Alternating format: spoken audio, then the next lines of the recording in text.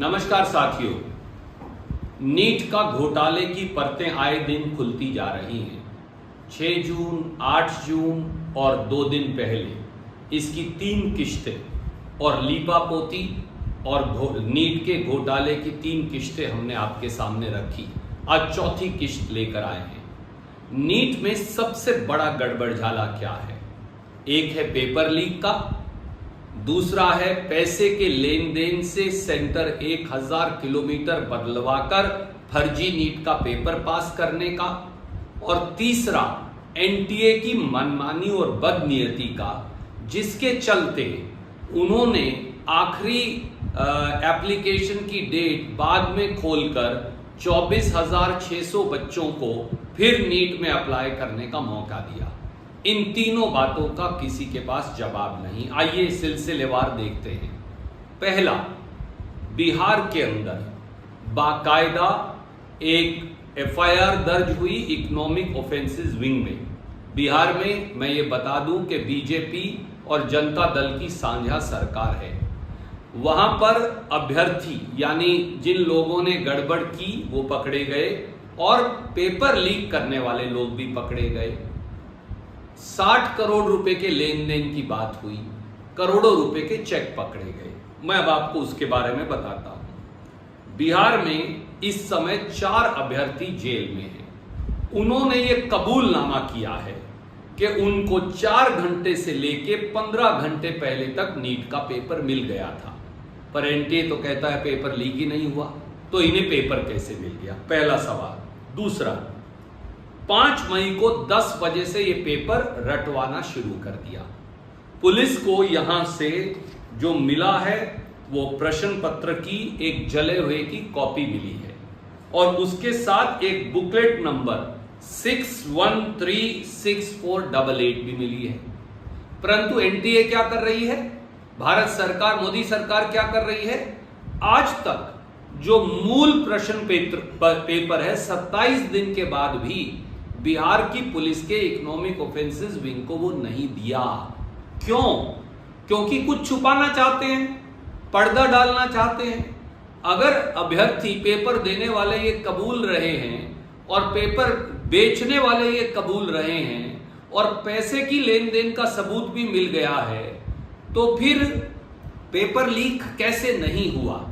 इसका कोई जवाब क्या धर्मेंद्र प्रधान जी के पास है? नहीं। क्या मोदी सरकार के पास है? नहीं। क्या एनटीए के पास है? नहीं। तो कब जांच होगी? अगर पेपर लीक होकर बिक ही गया तो वो बिहार पटना में ही मिला और बाकी जगह वो व्हाट्सएप यूनिवर्सिटी से नहीं गया, इसका क्या सबूत है? इसलिए ये पूरा गड़बड़ झाला है। दूसरा, मैं एक और आपको बताना चाहता हूं, वो है गोधरा गुजरात के अंदर बाकायदा एफआईआर दर्ज हुई। गुजरात में भी भाजपा का शासन है।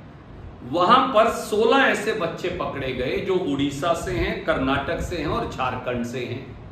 उन्होंने उड़ीसा में पेपर नहीं दिया नीट का, झारखंड में नहीं दिया, कर्नाटक में नहीं दिया। दलाल के कहने से उनका सेंटर बदलकर गोधरा गुजरात कर दिया गया, उनके घर से 1000 किलोमीटर दूर। नीट का रूल है कि 100 किलोमीटर से 150 किलोमीटर से ज्यादा सेंटर दूर नहीं होगा। फिर गोधरा गुजरात में सेंटर कैसे बन गया? और कितने हजार और लाख ऐसे और बच्चे हैं जिनका सेंटर बदलकर हजारों किलोमीटर दूर दलालों द्वारा करवा दिया गया। यहां से बाकायदा 10-10 लाख रुपया नीट का सेंटर बदलवाने के लिए गए, इसके साक्ष्य सामने आए हैं। 2 करोड़ 30 लाख के 16 चेक भी बरामद हो गए हैं। जो वहां सेंटर का इंचार्ज है तुषार भट्ट, वो पकड़ा गया है। उसने ये मान लिया पुलिस को बयान देकर कि 16 छात्रों से नीट की फर्जी परीक्षा पास करवाने के 10-10 लाख लिए हैं। तो फिर जांच क्यों नहीं हो रही? सवाल बड़ा सीधा है। मेरा आज सरकार से केवल यही कहना है। बिहार पुलिस ने भी इसी तरह से 6 पोस्ट डेटेड चेक 30-30 लाख रुपए के बरामद किए हैं। जब गुजरात पुलिस ने पैसा बरामद कर लिया, जब बिहार पुलिस ने पोस्ट डेटेड चेक बरामद कर लिए, जब 60 करोड़ लेकर नीट का पेपर लीक होने की पटना बिहार में बात हुई है, जब सेंटर बदलकर झूठा नीट का पेपर पास करवाने की गोधरा गुजरात में बात हो रही है, तो फिर धर्मेंद्र प्रधान ये कैसे कह सकते हैं कि कोई हेराफेरी नहीं हुई। वो एनटीए को और नीट के फर्जी पेपर को क्लीन चिट कैसे दे रहे हैं, 24 लाख बच्चों के भविष्य को किस प्रकार से मोदी सरकार बुलडोजर के नीचे रौंद रही है, क्या इसका कोई जवाब है? और तीसरा एक पहलू और है, एनटीए ने नीट के आवेदन की आखिरी तारीख रखी थी 16 मार्च। फिर यकायक पता नहीं किसको रात को आकाशवाणी हुई एनटीए को, और फिर मोदी सरकार ने और एनटीए ने मिलकर 9 अप्रैल को एक दिन के लिए नीट की आवेदन की तारीख खोल दी। उन्होंने कहा कुछ बच्चों ने हमें आवेदन दिया था, पर उस एक दिन में 24,246 बच्चों ने आवेदन कर दिया। इन 24,246 में से कितने हैं जो नीट के टॉपर हैं 67 में से, और जिन्होंने नीट पास कर लिया?